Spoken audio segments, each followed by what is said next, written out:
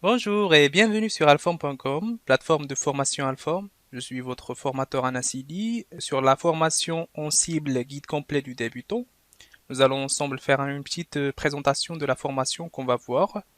Dans un premier temps, on va faire une petite introduction. On va définir ce qu'est la phrase code et la config as code et voir à quelles problématiques ils répondent et quels logiciels on peut utiliser pour les faire.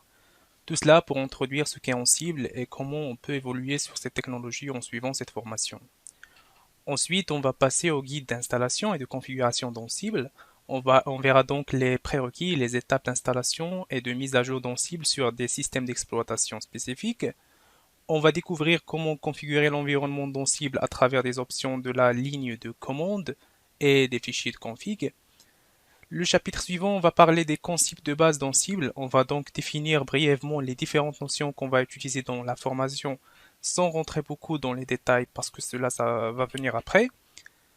On va voir ensemble le format YAML sur lequel se basent les différents fichiers côté Ansible, playbook, variable, inventaire, etc.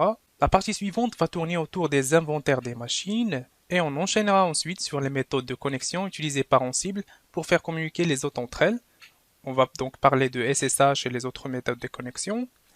La suite va être autour d'un type de commande spécifique utilisé dans Ansible, à savoir les commandes ad hoc. On découvrira leur principe général à travers des exemples.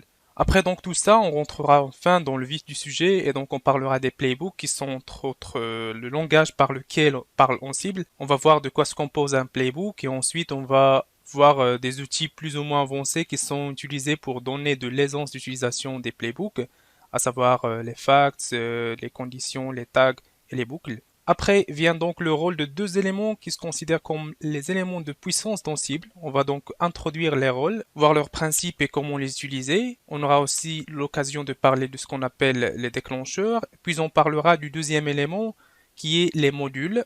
On verra également leurs principes et les différents types de modules qu'on peut utiliser. Et enfin, le dernier chapitre va être consacré à des éléments d'information. Là où on va parler des astuces spécifiques d'Ansible, ainsi que quelques conseils d'exécution et bonnes pratiques. Bien sûr, tout au long de ces chapitres, on aura de la théorie comme on aura des sorties pratiques pour voir comment on utilise l'ensemble de ces notions sur le terrain. Après avoir fait tout ça, on enchaînera sur une liste d'exercices et travaux pratiques pour concrétiser tous ces acquis sur des cas réels.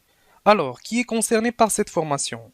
Ben déjà, principalement tous les administrateurs système Linux qui vont pouvoir eux-mêmes créer leur playbook et savoir comment ça fonctionne et gérer leur propre infrastructure. Également les DevOps et les ingénieurs cloud et automatisation qui vont pouvoir aussi savoir rédiger leur script de déploiement. Ainsi, tous les exploitants souhaitant mettre en œuvre Ansible pour le déploiement des services et applications et tous les curieux qui ont envie de découvrir Ansible. C'est un passage obligé pour ceux qui souhaitent monter en compétence dans tout ce qui est config as code pour les data centers. Au niveau des connaissances requises, nous on va travailler principalement sous Linux. Les connaissances demandées ne sont pas très hautes, il faut avoir au moins suivi le niveau LPI C1 ou pourquoi pas la Red Hat Enterprise Linux, réussir la certif RHCSA qui est une très bonne formation. Après, il faut voir bien sûr quelques petites connaissances au niveau du réseau, mais ça va être très léger quand même, donc une connaissance un peu générale de la virtualisation et une connaissance plus générale des data centers pour mieux imaginer comment ça va être géré toute cette infrastructure dans un data center.